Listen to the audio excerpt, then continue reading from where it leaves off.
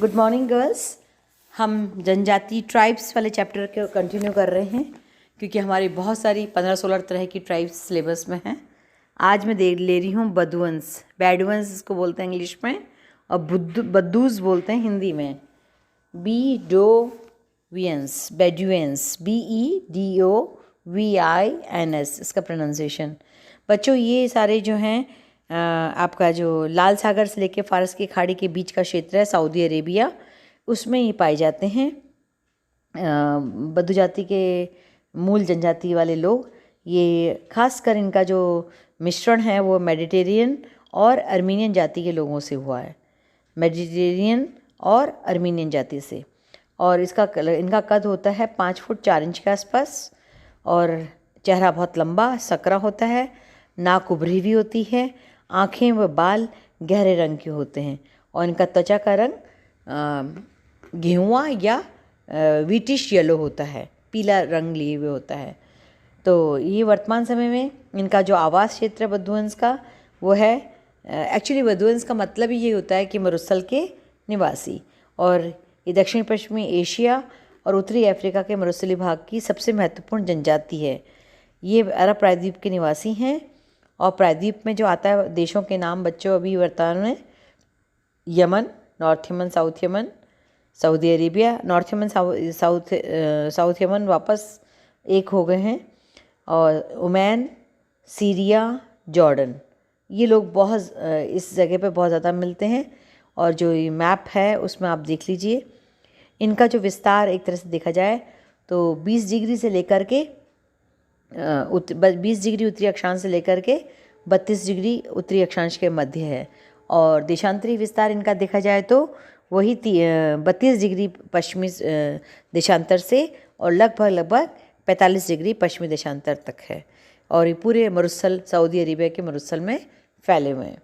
ठीक है, ये लोग जो हैं बच्चों, क्योंकि ये यहाँ पर हमारी रेनफॉल जो है लेस देन 25 सेंटीमीटर होती है और महाद्वीपों का पश्चिमी किनारा है, और महाद्वीपों के पश्चिमी किनारे में 20 से 30 डिग्री अक्षांश में वैसे ही उष्ण मरुस्थल पाए जाते हैं। अब यहाँ पर दिन में बहुत अधिक तापमान होता है, उच्च तापमान, और वाष्पीकरण की दर भी, क्योंकि जल नहीं है इसलिए यहाँ पर सापेक्ष आर्द्रता कम मिलती है। यानी तापांतर, दैनिक और वार्षिक तापांतर दोनों ही अंतर अधिक होता है, और रिलेटिव ह्यूमिडिटी बहुत कम होती है, अर्थात वर्षा ना के बराबर होती है। यहाँ पर जो नदियाँ हैं थोड़ी बहुत जो बहती हैं वो नदी नहीं, एक तरह से नमकीन पानी की झीलें होती हैं, और जल की कमी के कारण यहाँ वनस्पति भी नहीं है, और जो होती हैं वो थोड़ी बहुत कटीली झाड़ियाँ होती हैं।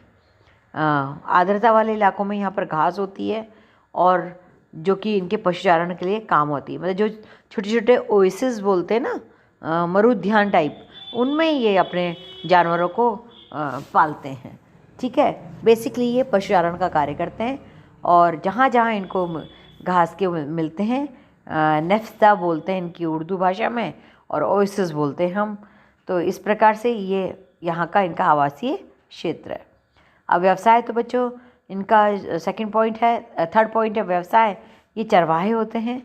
पूरे के पूरी इनकी अर्थव्यवस्था ऊँट की चारों तरफ राउंड लेती है, मतलब पूरी अर्थव्यवस्था इनके ऊँट की चारों तरफ घूमती है। और ऊँट इनकी अर्थव्यवस्था का आधार ही नहीं बल्कि इनकी सामाजिक और आर्थिक प्रतिष्ठा का सूचक भी हैं। ठीक है, तो जो अमीर होता है वो रुवाला ऊँट, जिसको अमीर यहाँ पर जो बद्दुअन्स होता है उसको रुवाला बद्दू बोलते हैं। रुवाला, रूवाला, RUWALA। और ये ऊँट के का मतलब ऊँट के साथ साथ ये घोड़े, सेकंड नंबर पे घोड़े, भेड़, बकरियां, गाय आदि सभी को पालते हैं। और ऊँट जो है ये रेगिस्तान का जहाज़ कहलाता है, ये तो आपको पता ही है। क्यों? क्योंकि ये विपरीत परिस्थितियों में निर्वाह कर देता है, और भार ढोने की क्षमता इसकी वैसे कम है, परंतु भार ज़्यादा हो तो इसकी स्पीड 50 मील हो जाती है एक दिन में, और बिना भार के 100 मील तक चल सकता है ना। पर बिना कुछ खाए पिए ये 1 सप्ताह तक रह सकता है। तो इसलिए ये एक तरह से ऊँट जो है इसके गद्दीदार पाँव की वजह से, और इसकी थिक टंग, और ऊपर जो इसकी जो गर्दन होती है बहुत लंबी है, इसलिए कुल मिलाकर के इसको भूख प्यास कम लगती है। और एक जो बद्दू जनजाति का जो एक रिच मैन होता है, जिसको हम कॉमन भाषा में आजकल शेख बोलने लगे हैं, तो बद्दुअन्स का जो रिच मैन होता है, अमीर आदमी रुवाला, वो 1000 ऊँट तक पालता है। और ये अपने आसपास जितना भी है वाटर प्रॉपर्टी को, वो जल उद्यान को डेवलप करता है। और उसी जगह पर रहते हुए आजकल ये लोग थोड़ा खेती भी करने लगे हैं, खजूर वगैरह की। तो ये व्यापारियों को बेच करके हथियार, वस्त्र, अनाज और जीवन की जितनी अन्य आवश्यकताओं की पूर्ति है ये करते थे पहले, है ना। और आज भी करते हैं, पर जो थोड़े वैसे जिनका इंटरेक्शन बाहर की सोसाइटी में कम है। और इसके बाद बच्चों देखो, सेकंड जो मैंने कहा था, ऊँट बहुत ज़्यादा पालते हैं। तो ऊँट जो है वो अरबी घोड़े, सॉरी ऊँट के बाद मैंने कहा था घोड़े पालते हैं। तो अरबी घोड़े जो हैं ये विश्व प्रसिद्ध हैं। और ये तेज गति से कम दूरी तय करना इनका मुख्य है, मतलब दे रन वेरी फास्ट। और फास्ट होने की वजह से लॉन्ग डिस्टेंसेस को बहुत शॉर्ट टाइम में ये कवर कर लेते हैं। इनकी ब्रीड बहुत अच्छी होती है, मतलब इनकी जो ऊँटों की जो प्रजाति है वो बहुत अच्छी होती है। और इसको चारे और जल की आवश्यकता प्रतिदिन होती है। और ये विपरीत परिस्थिति में रह नहीं सकता है घोड़ा, अरबी घोड़े जो हैं वो नस्ल में अच्छे होते हैं, चारे और जल की आवश्यकता इनको प्रतिदिन होती है, और विपरीत कंडीशंस में ये सर्वाइव नहीं कर पाते हैं। ठीक है। अब भोजन जो है इनका बद्दू जाति का चौथा बिंदु ये है, ये ऊँटनी का ही दूध पीते हैं मुख्य रूप से। मांस भी ऊँट का ही खाते ज़्यादातर, 90% हर चीज़ ऊँट की उपयोग में लाते हैं। खजूर, जौ इनका मुख्य भोजन है। और ये जो अच्छे पकवान होते हैं ये ऊँट के द्वारा ही और दूध के बनते हैं। मैं ये अपने दिन के समय में भोजन कम खाते हैं, किंतु सूर्य ढलने के बाद ये भोजन अच्छा खा लेते हैं। महिलाएं मुख्य इसके यहाँ पे भोजन का निर्माण करती हैं, पर पुरुष भी बराबर की भागीदारिता इसमें लेते हैं। और जो मेहमान आते हैं तो महिलाएं अलग से भोजन खाती हैं, मतलब मेल और फीमेल का डिस्क्रिमिनेशन है, बैठने में पर्दा है। मतलब कहवा यहाँ का मनमथा पेय है, कहवा। और यमन की पहाड़ियों पर बच्चों कहवा बहुत अच्छा प्रोड्यूस होता है, मतलब उसकी क्वालिटी बहुत अच्छी उत्पन्न होती है। और यहाँ पर सारे लोग कहवा के ही पेय को मेहमानों को भी पिलाते हैं। अब बच्चों आवास इनका बड़ा टिपिकल होता है ना। आवास बद्दू जो है मैंने बता दिया आपको, ये पशुचारण का काम करते हैं। इनके स्थायी घर नहीं होते हैं, टेंट होते हैं इनके घर। ठीक है। इनके तंबू होते हैं जो कि ऊँट की खाल से ही बनते हैं। इनकी चौड़ाई 3 मीटर और ऊंचाई लंबाई इनकी 3 मीटर होती है, ऊंचाई चौड़ाई ऑलमोस्ट 1.2 मीटर से होती है। सरदार का जो तंबू होता है वो बहुत बड़ा होता है। सरदार के तंबू पर कपड़े के साथ अंदर से 2 भाग बना देते हैं, एक भाग मेहमानों के लिए, दूसरा भाग स्त्री, बच्चों, नौकर, रसोई वगैरह सामान रखने के लिए होता है।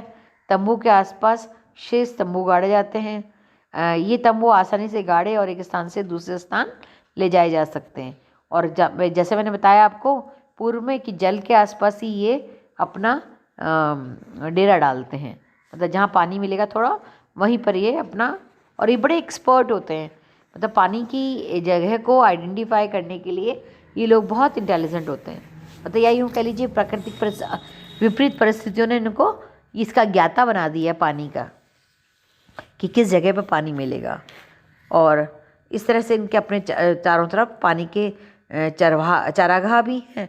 और जितने दिन थोड़े दिन वहाँ रहते हैं और कंडीशन सही रहती है तो जौ का उत्पादन भी ये करते हैं, मतलब बार्ले प्रोडक्शन एग्रीकल्चर के रूप में करते हैं। अब सामाजिक संगठनों में बच्चों इनका आपस में खून का रिश्ता होता है। इनका भी हमारे यहाँ की तरह ही पिता ही वंश चलाता है और अपने झुंड से बाहरी रिश्ते बहुत कम करते हैं और कर देते हैं तो इनको सामाजिक मान्यता प्राप्त नहीं होती। मतलब अपनों के अंदर ही, अपने कबीले, अपने ग्रुप में ही शादी, कबीला तो नहीं बोलूँगी, अपने ग्रुप के अंदर ही शादी कर लेते हैं।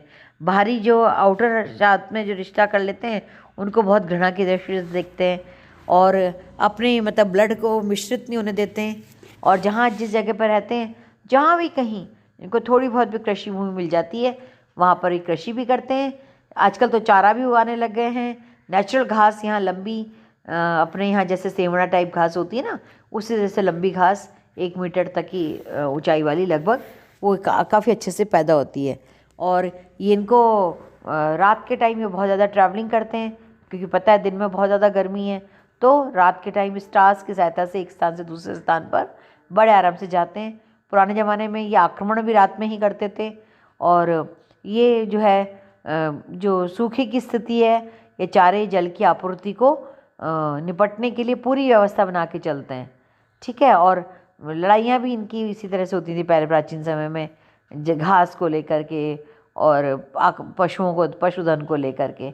मतलब जो शक्तिशाली दल होते थे, वो शक्तिशाली जो ग्रुप होता था पावरफुल, वो गरीब के साथ, कमज़ोर ग्रुप के साथ छीन लेता था। स्नैचिंग करना और वस्तुओं को चुराना करके ये स्थायी शत्रुता पाल लेते थे।